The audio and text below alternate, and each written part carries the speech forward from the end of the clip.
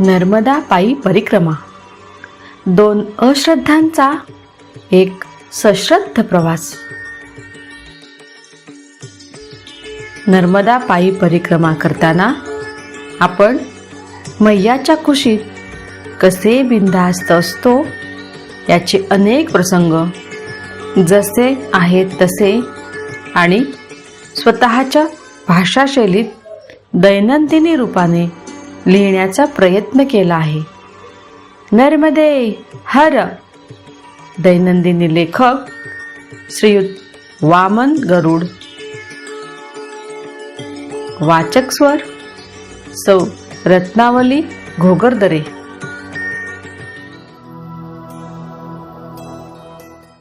दिवस 13वा. दिनांक 15 डिसेंबर 2020 वार मंगळवार. बिजासन ते मोरकट्टा, मोरकट्टा ते बोरखेडी आणि बोरखेडी ते कुली असा एकूण 18 किलोमीटरचा प्रवास. पहाटे बिजासनच्या त्या खतरनाक डोंगरात डोल डालला जाणे एक दिव्यच. उरकले बाबा एकदाचे. नंतर त्या उघड्या नळावर त्या तसल्या थंडीत भणाणत्या वाऱ्यात स्नान उरकून आमची पूजा अर्चा झाली. त्याच वेळी महाराजांनी आपले दाढी कुरवाळत सांगितले की पूर्णपणे दिसायला लागल्याशिवाय बाहेर पडायचे नाही, इथे खूप साप आहेत. मी मुद्दामच काल रात्री तुम्हाला सांगितले नाही, कारण मग तुम्ही रात्री शांतपणे झोपू शकला नसतात. आम्ही खलास. मग आम्ही 6:30 पर्यंत शांतपणे बसून राहिलो.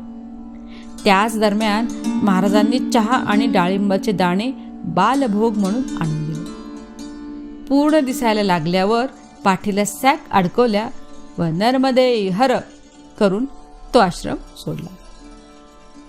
आता त्या आश्रमाच्या दुसऱ्या बाजूने टेकडी उतरणे हे एक दिव्य कर्म होते. 4 वेळा आम्ही तोल न सावरता आल्याने धबाधब घसरून पडलो. रस्ताही त्या झाडीतून नीट समजत नव्हता. कसे तरी अंदाजाने अर्ध्या पाऊण तासाने मुख्य रस्त्याला लागलो. मागे वळून पाहिले तेव्हा आमचीच आम्हाला कमाल वाटली की इतक्या अवघड ठिकाणी थांबलोच कसे आपण याची.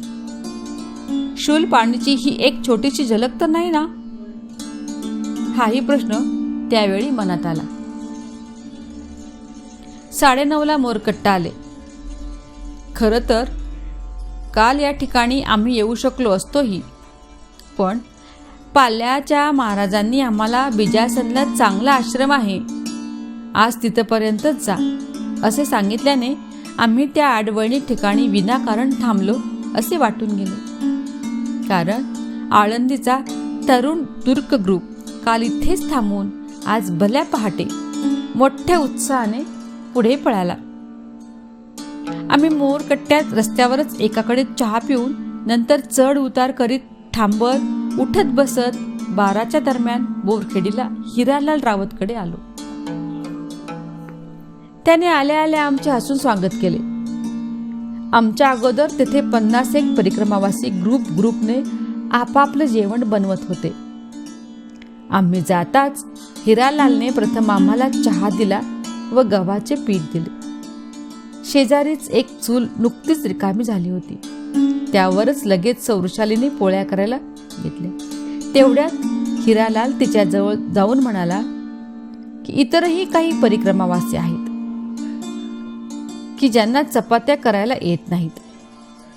तेव्हा जेवढ्या जास्त चपात्या करता येतील तेवढ्या करा. तुम्ही फक्त रोट्या करा, मी माझ्याकडची डाळ देतोय.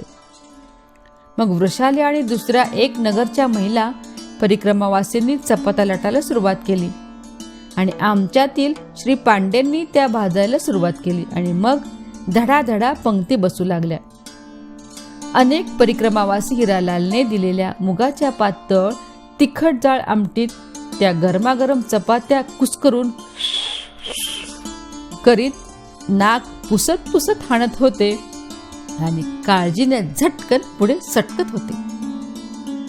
दुपारी 2 वाजेपर्यंत सौरशाली पोळ्या करत होती. मग हिरालालने तिला उठवले आणि नव्याने आलेल्या महिलांना तिच्या जागेवर बसवले व प्रेमाने आम्हा सर्वांना त्याने वाढले. आम्ही लगेच कुलीकडे जाण्याला बाहेर पडणार होतोच त्या मला मागे शालिवाहनला भेटलेल्या, नंतर अकबरपुराजवळ दिसलेल्या एकट्याच चालणाऱ्या, कुणाशी न बोलणाऱ्या साध्वी आमच्याबरोबर लंगडत लंगडत बाहेर पडताना दिसल्या. वृषालीने त्यांना ओळखीची स्माईल दिली, पण त्या साध्वीने कसलीही ओळख दाखवली नाही. त्या आपल्याच नादात शांतपणे बाहेर पडल्या. बोरखेडीनंतर लगेच एकदम मोठा खडा चढ लागला. तो अंगावर येणारा चढ खालून दिसताच आमच्या मनात धडकीच भरली. ही आता शूलपाणीची सुरुवात होती. आम्ही हळूहळू तो अवघड चढ चढू लागलो आणि 10 मिनिटात हाफाफत आमच्या खांद्यावरच्या सॅक खाली आदळल्या व बसून राहिलो.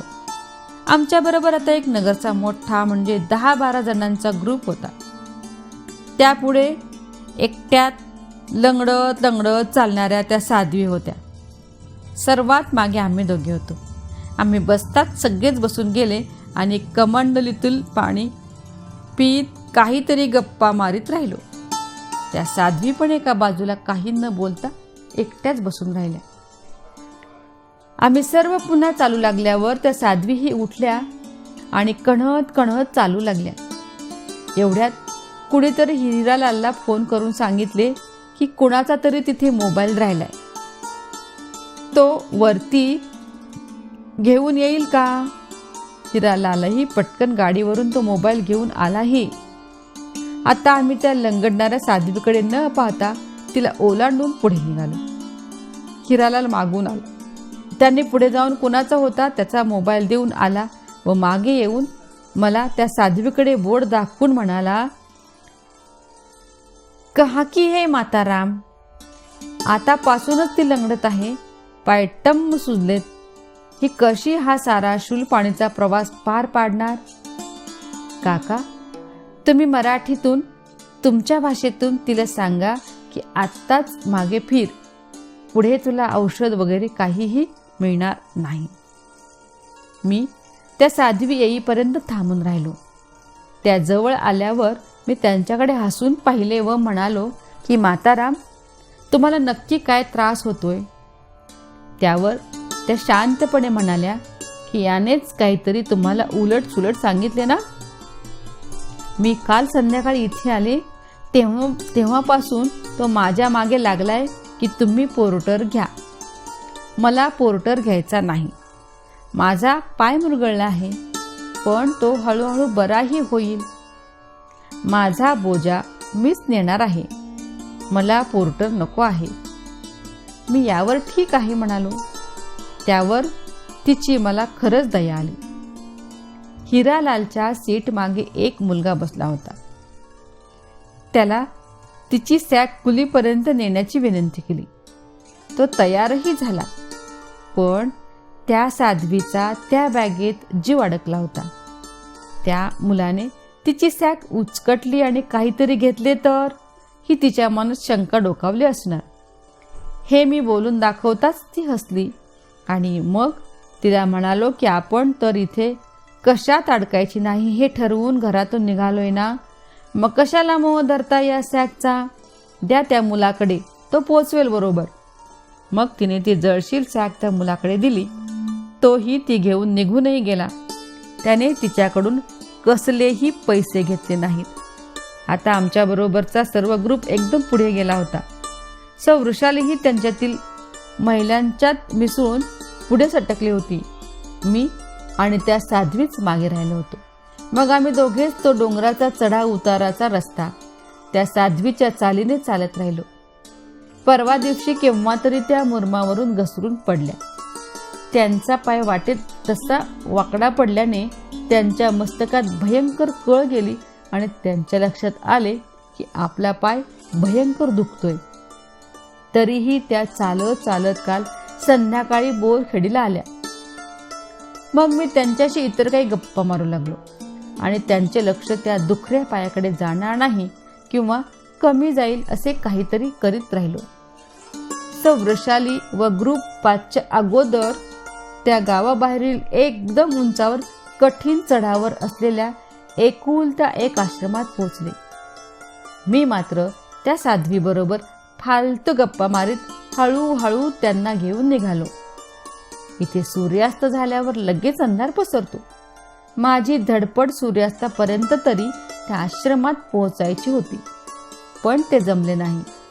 पार अंधार पडल्यावर एकदम काळोखात धडपडत कसा तरी त्या साध्वींना घेऊन मी तिथे पोहोचलो. त्यांची साग तिथे एका बाजूला व्यवस्थित जशीच्या तशी उभी होती. एवढ्यात आश्रमचे साधू महाराज बाहेरून आले. ते आताच येत होते. बाजाराला गेले होते. येताना त्यांनी भाजीपाला रेशन पाणी आणले होते.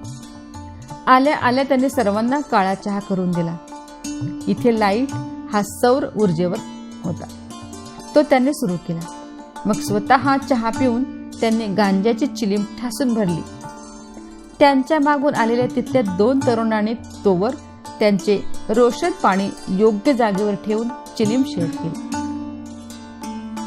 चिलमीचा दम मारताच साधू महाराज तरतरीत झाले आणि मग पोपटासारखे बोलू लागले. आनंदाने हसू लागले. साधू महाराज खुशीत आलेले पाहून मी त्यांना भोजनाचे काय करायचे विचारताच ते हो जाएगा, बहुत थक हो, आराम करो, मैं सब बराबर करूंगा म्हणाले.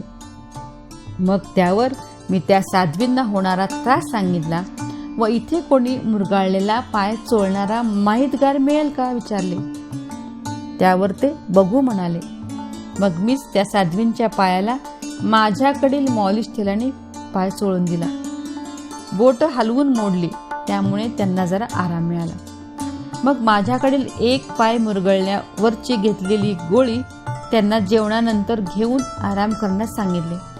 आता आम्ही सारे आरती पूजा करून भोजन प्रसादाची वाट पाहत राहिलो. रात्री 8:30ला महाराजांनी एकदम सुंदर खिचडी सर्वांच्या पानात वाढली. एवढा चढ डोंगर चढून आल्याने सर्वांच्या पोटात भुकेने थैमान घातले होते. त्यामुळे जो तो उभा आडवा हात मारत होता. रात्री त्या खतरनाक जागेत मिळेल तिथे जागा पकडून जो तो शांतपणे पडून राहिला. पण माझ्या मनात उद्याचा प्रवास कसा असेल? 2-3 दिवसांपूर्वी पुढे कुठेतरी काही ना लुटण्याचेही कानावर आले होते. त्याची ही काळजी माझ्या मनात दाटली होती. तसेच या साध्वी बऱ्या होतील का? त्यांचे पुढे कसे होईल याचीही विनाकारण काळजी करीत मी झोप येण्याची वाट पाहतोय. खरंच उद्याचा प्रवास कसा असेल? धन्यवाद.